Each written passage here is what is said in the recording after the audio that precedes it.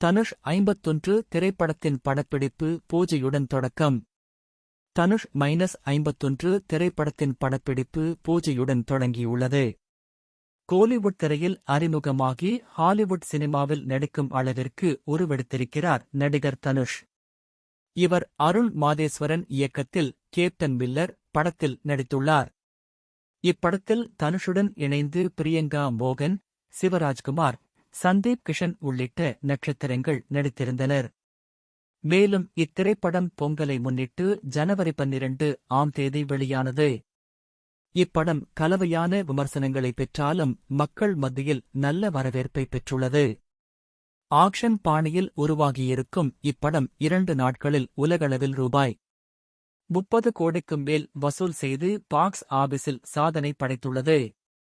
இதனைத் தொடர்ந்து 6 நாட்களில் ரூபாய் 59 கோடி வசூல் செய்துள்ளதாக தகவல் வெளியாகியுள்ளது. இதனைத் தொடர்ந்து தனுஷ் இயக்கி நடித்த அவரின் 50வது படம் வெளியாகவுள்ளது. இந்த நிலையில் தனுஷ் நடிப்பில் உருவாகவுள்ள அவரது 51வது படத்தின் படப்பிடிப்பு நேற்று ஜனவரி 17 பூஜையுடன் துவங்கியுள்ளது. இத்திரைப்படம் பான் இந்தியா படமாக உருவாக உள்ளது.